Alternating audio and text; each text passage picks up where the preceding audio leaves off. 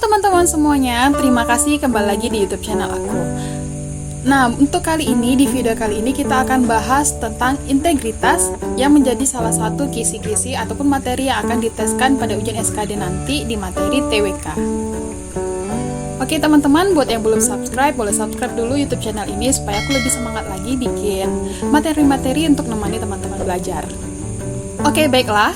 Sebelum kita masuk ke contoh soal, kita harus mengerti dulu apa itu integritas. Nah, yang pertama kan kita bahas adalah definisi dari integritas.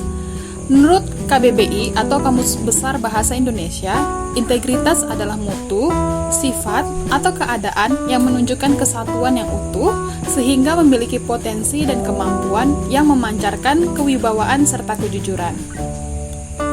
Secara umum, integritas didefinisikan sebagai suatu konsistensi dan keteguhan yang tidak tergoyahkan dalam menjunjung tinggi nilai-nilai luhur serta keyakinan. Integritas juga dapat diartikan sebagai suatu konsep yang menatap konsistensi antara suatu tindakan dengan nilai atau prinsip.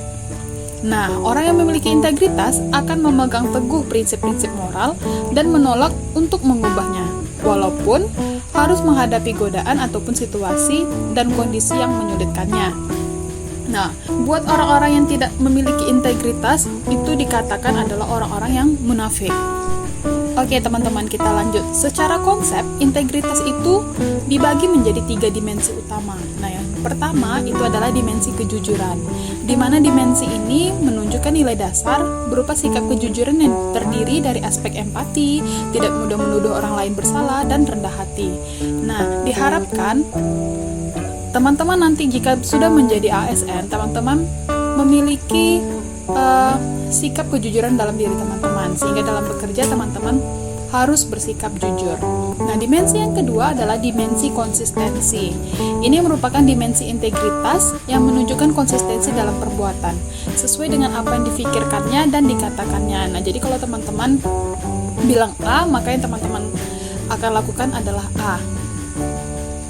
Begitu pula nanti ketika teman-teman bekerja, apa yang teman-teman rencanakan, itulah yang akan teman-teman kerjakan. Apa yang teman-teman kerjakan, itu berdasarkan apa yang sudah kita rencanakan. Jadi dia harus konsisten ataupun sejalan gitu ya. Nah, dimensi yang ketiga teman-teman dari konsep integritas ini adalah dimensi keberanian.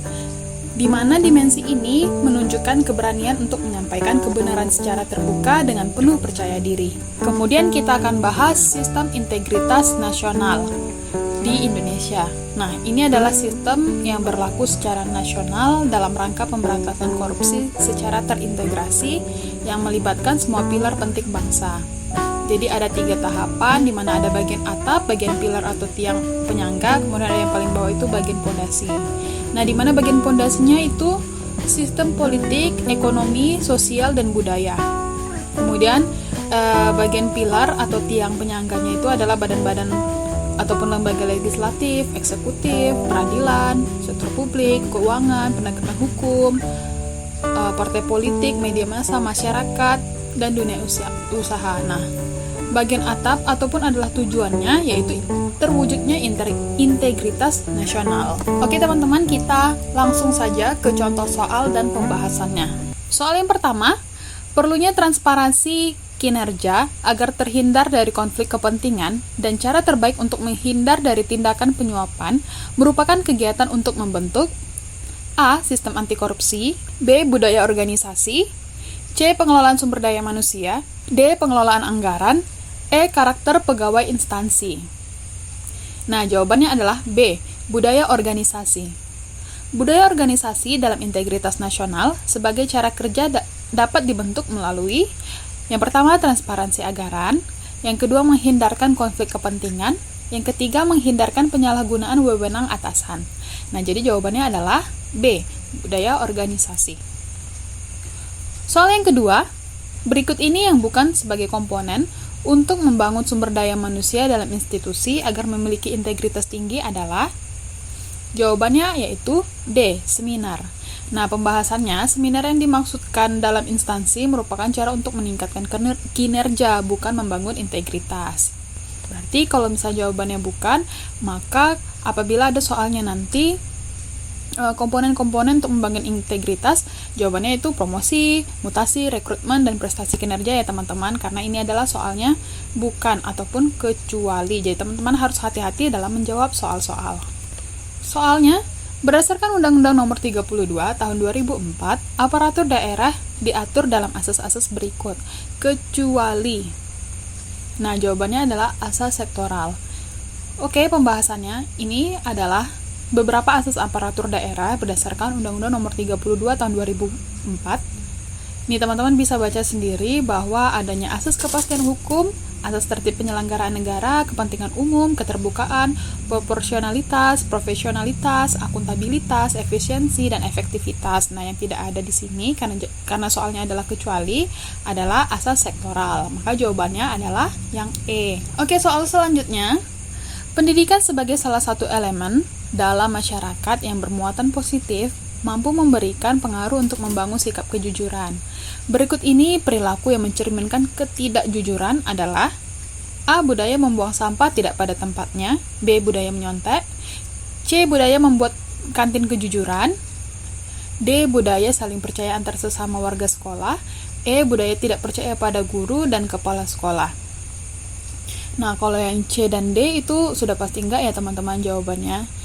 Jawabannya adalah yang B, budaya menyontek. Nah, budaya menyontek ini merupakan budaya melanggar aspek kejujuran sehingga harus kita singkirkan. Soal yang keempat, berdasarkan Undang-Undang Nomor 30 Tahun 2002 Pasal 13, KPK memiliki kewenangan terhadap penyelenggara negara dalam yang A. Pelaporan tindakan korupsi, B. Penindakan tindakan korupsi, C. Pendaftaran dan pelaporan kekayaan penyelenggara negara, yang D. Audit penyelenggara negara, yang E. Menyadap komunikasi penyelenggara negara. Nah, jawabannya adalah yang C. Oke, kita masuk ke pembahasan. Berdasarkan Undang-Undang Nomor 30 Tahun 2002, Pasal 13 huruf A, yang diberikan kewenangan KPK adalah pendaftaran dan pelaporan kekayaan penyelenggara negara. Oke, teman-teman, kita bahas soal selanjutnya. KPK sebagai lembaga khusus tindak pidana korupsi memiliki andil dalam perkara korupsi, terutama dalam bidang. Oke, teman-teman bisa baca optionnya. Yang A itu adalah penuntutan, yang B penyidikan, C penuntutan sekaligus penyidikan, yang D pemutusan perkara, E penyidikan sekaligus pemutusan perkara. Nah, jawabannya adalah C, penuntutan sekaligus penyidikan. Sebagai lembaga independen anti korupsi, KPK memiliki kewenangan khusus, yaitu KPK bertindak tidak hanya sebagai penyelidik ataupun penyidik, tetapi sekaligus penuntut dalam perkara tindakan korupsi. Soal yang selanjutnya, nilai-nilai berikut yang termasuk dalam nilai-nilai anti korupsi pada aspek etos kerja adalah: A. Jujur, tanggung jawab, dan adil. B. Tanggung jawab, peduli, dan mandiri. C. Kerja keras, mandiri, dan sederhana. D. Adil, berani, dan peduli. E. Jujur, disiplin, dan tanggung jawab. Nah, dari option ini jawabannya adalah C. Kerja keras, mandiri, dan sederhana. Nilai yang termasuk dalam nilai anti korupsi pada aspek etos kerja adalah kerja keras, mandiri, dan sederhana. Oke teman-teman, kita sudah berada di soal yang ketujuh. Setiap warga negara berhak ikut serta dalam penyelenggaraan negara dengan proses rekrutmen yang akuntabel, transparan, dan efisien. Untuk membentuk karakter penyelenggara negara yang baik dan berintegritas, maka diperlukan A. Pelatihan bela negara, B. Kode etik penyelenggara negara, C. Norma dasar, D. Sumpah setia jabatan, E. Tata tertib penyelenggara negara. Nah, jawabannya adalah yang B. Kode etik penyelenggara negara. Perlunya kode etik aparatur negara untuk mengatur dan membentuk aparatur negara dalam menjalankan kewenangan serta kewajibannya sesuai dengan jabatan yang diemban. Nah, jawabannya adalah yang B, kode etik penyelenggara negara. Kita lanjut ke soal yang selanjutnya. Norma dan etika ASN menurut filosofi Pancasila adalah sikap mental dan moral yang terwujud dalam tindakan lahiriah bermasyarakat dan bernegara yang bersifat A. Administratif, manajerial, dan organisasional. Yang B itu religius, administratif, dan humanity. Yang C kontekstual, struktural, dan administratif. Yang D religius, struktural, dan organisasional. yang E administratif, religius, dan struktural. Nah, jadi jawabannya adalah yang A. Norma dan etika ASN dalam filosofi Pancasila bersifat administratif, manajerial, dan organisasional. Oke, soal yang ke-9 teman-teman. Kemampuan pemimpin dalam pembangunan perlu dilandasi dengan wawasan terhadap kondisi alam demi tercapainya kebijakan dan ketahanan nasional. Selain itu, wawasan tersebut akan menopang integritas pemimpin dalam aspek pembangunan, khususnya pada gatra A. Geografi, B. Demografi, C. Sosial, D. Kultural, yang E itu sumber kekayaan alam.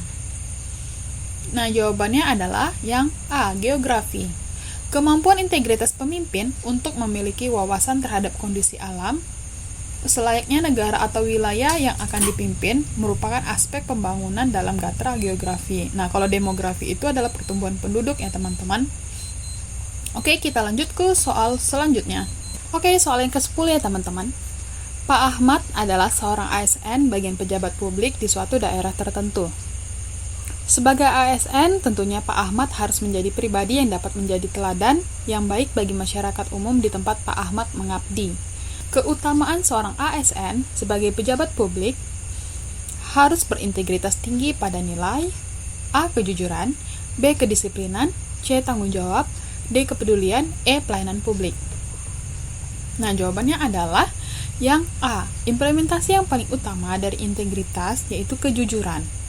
Soal yang ke-11, survei terhadap institusi perlu dilakukan untuk menjamin kinerja pegawai, bahkan lembaga tersebut secara internal maupun eksternal. Manfaat lain perlunya survei integritas pegawai adalah A. Sebagai kontrol kinerja pegawai dalam institusi, B. Sebagai pembentuk karakter yang ingin dicapai oleh institusi terhadap pegawai, yang C. Modal perencanaan pembangunan sumber daya manusia, D. Menjadi bahan evaluasi kerja untuk menghindari tindakan korupsi, E. Menjadi tanggung jawab institusi untuk menjaga muruah. Nah, survei terhadap pegawai ASN sangatlah penting untuk dilakukan secara berkala, terutama terkait dengan evaluasi kinerja dan evaluasi pekerjaan, apakah benar-benar dilakukan sesuai ketentuan, norma, ataupun nilai yang ditentukan. Sehingga jika survei tersebut dilakukan secara berkala dan terus-menerus, tentunya bisa dijadikan sebagai benteng pencegahan dalam berbuat keburukan. Salah satunya adalah untuk mencegah tindakan korupsi karena takut ketahuan saat survei dilakukan. Maka dari itu, salah satu manfaat dari survei adalah untuk menghindarkan dari korupsi. Maka jawaban yang tepat adalah yang D. Oke teman-teman, itu adalah soal yang terakhir untuk kita bahas pada video kali ini. Terima kasih sudah menonton. Semoga teman-teman tetap semangat belajarnya dan semoga teman-teman bisa mengerjakan soal-soal SKD-nya dengan benar dan tepat. Sekali lagi terima kasih, sampai ketemu lagi di video selanjutnya. Terima kasih sudah menonton video ini. Jangan lupa like, komen, dan subscribe.